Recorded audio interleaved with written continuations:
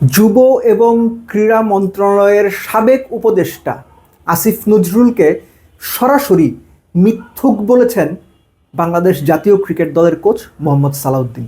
ইস্যুটা কি?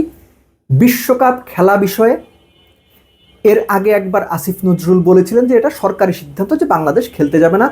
ফেব্রুয়ারির 10 তারিখে তিনি বলেছিলেন যে আমাদের কি সিদ্ধান্ত নিয়েছে বাংলাদেশ ক্রিকেট বোর্ড এবং ক্রিকেটাররা। এবং শুক্রবার 20 ফেব্রুয়ারি মোহাম্মদ সালাউদ্দিন গণমাধ্যমের সামনে স্পষ্ট করে বললেন যে আসিফ নজরুল এরকম মিথ্যে কথা কিভাবে বলেন, টিচাররা তো একটু মিথ্যে কথা কম বলেন। তিনি নিজেও একজন টিচার, অর্থাৎ নিজের কথা বলেছিলেন মোহাম্মদ সালাউদ্দিন। তিনি ছেলেদের কাছে কিভাবে মুখ দেখাবেন? তিনি এমনও বলেছেন যে ঢাকা বিশ্ববিদ্যালয় দেশের সর্বোচ্চ বিদ্যাপীঠের একজন টিচার বা শিক্ষক কিভাবে এরকম মিথ্যা কথা বলেন, কিভাবে এরকম কথা ঘুরিয়ে ফেলেন। এই যে বাংলাদেশের বিশ্বকাপ খেলতে না যাওয়া, সিকিউরিটি কনসার্ন ছিল, অবশ্যই ছিল এবং সেটা যৌক্তিকও ছিল, কিন্তু এই যে বিশ্বকাপ খেলতে না যাওয়ার পেছনে শুরু থেকেই একটা আলোচনা ছিল যে একটা বিশেষ গোষ্ঠী তাদের রাজনৈতিক স্বার্থে অথবা বিশেষ কোনো স্বার্থে বাংলাদেশকে বিশ্বকাপ খেলা থেকে বঞ্চিত করেছে, কিংবা বিশেষ উদ্দেশ্যে, নেতিবাচক উদ্দেশ্যে, ষড়যন্ত্রের অংশ হিসেবে বাংলাদেশকে বিশ্বকাপ খেলতে দেয়নি। মোহাম্মদ সালাউদ্দিনের এইরকম কথার পরে, মোহাম্মদ সালাউদ্দিন আসিফ নজরুলকে সরাসরি মিথ্যুক বলার পরে সেই আলোচনাগুলো কিন্তু এখন আমার সামনে চলে আসছে। একটা ব্যাপার চিন্তা করেন যে এর আগে মাহমুদুল্লাহ রিয়াদও একটা ইন্টারভিউতে বলেছিলেন, তিনি প্লেয়ারদের সঙ্গে কথা বলেছিলেন, প্লেয়াররা বিশ্বকাপ খেলতে খুবই উদ্গ্রীব ছিল এবং বাংলাদেশের প্লেয়ারদের সঙ্গে কথা না বলে যে মিটিংটা হয়েছিল ক্রিকেটারদের সঙ্গে, সেখানে ক্রিকেটারদের মতামত না নিয়ে সরকারের সিদ্ধান্ত ক্রিকেটারদের জানিয়ে দেওয়া হয়েছিল যে এই কারণে আমরা বিশ্বকাপে যাচ্ছি না। ক্রিকেটাররা সেটা মেনে বের হয়ে এসেছিলেন।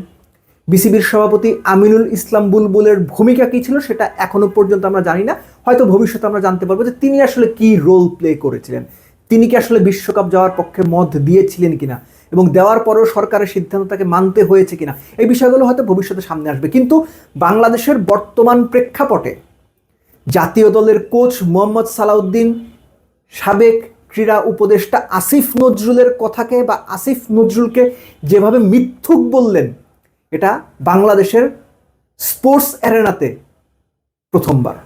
এরকম ঘটনা আপনি মনে করতে পারেন না, আমি মনে করতে পারি না এরকম ঘটনা ঘটেছে যে একজন সাবেক উপদেষ্টাকে তার বক্তব্যের কারণে এরকম সরাসরি গণমাধ্যমের সামনে মিথ্যুক বলাটা ইটস রিয়েলি সিগনিফিকেন্ট। আপনি খেয়াল করে দেখেন, বক্তব্যটা যদি আপনি শুনে থাকেন খেয়াল করবেন যে সাংবাদিক প্রশ্নটা করছিলেন তার প্রশ্ন শেষ হবার আগে মোহাম্মদ সালাউদ্দিন তার মুখ থেকে কথা টেনে নিয়ে বলেছেন কথা।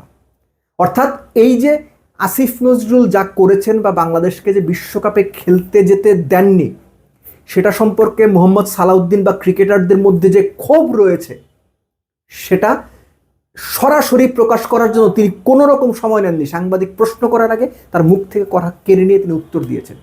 এখন বাংলাদেশের বিশ্বকাপ স্বপ্ন তো শেষ হয়ে গেছে, কিন্তু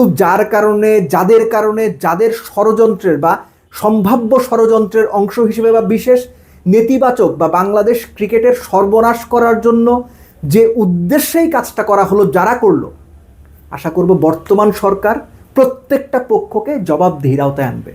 ক্রিকেটারদের সঙ্গে কথা বলবে, আমিনুল ইসলাম বুলবুলের সঙ্গে কথা বলবে, আসিফ নজরুলের সঙ্গে কথা বলবে এবং সংশ্লিষ্ট অন্যান্য যারা আছেন সবার সঙ্গে কথা বলে এই সরকারের এটা নিশ্চিত করা উচিত, এই যে বাংলাদেশ যে বিশ্বকাপ খেলতে গেল না, আসলেই কি এর পেছনে কোনো ষড়যন্ত্র ছিল, আসলেই কি এর পেছনে কোনো রাজনৈতিক উদ্দেশ্য ছিল, এই ব্যাপারটা বের করা জরুরি।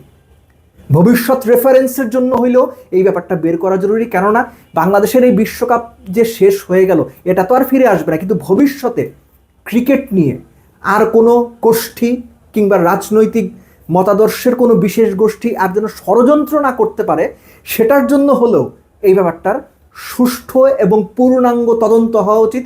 এবং তদন্তে যদি কাউকে বা এক বা একাধিক বা অনেক মানুষকে যদি দোষী পাওয়া যায়, তাদেরকে সেই দোষ অনুযায়ী এমন একটা কাঠামোর মধ্যে আনা উচিত যেন ভবিষ্যতে অন্য কেউ ক্রিকেট নিয়ে এরকম ষড়যন্ত্র না করে। বটম লাইন হচ্ছে মোহাম্মদ সালাউদ্দিন বলতে গেলে বেশ সাহসিকতার সঙ্গে সাবেক ক্রীড়া উপদেষ্টা আসিফ নজরুলকে মিথ্যুক বলে বাংলাদেশ ক্রিকেটের ভেতরে জমে থাকা ক্ষোভটাই যেন সবার সামনে প্রকাশ করে দিয়েছেন।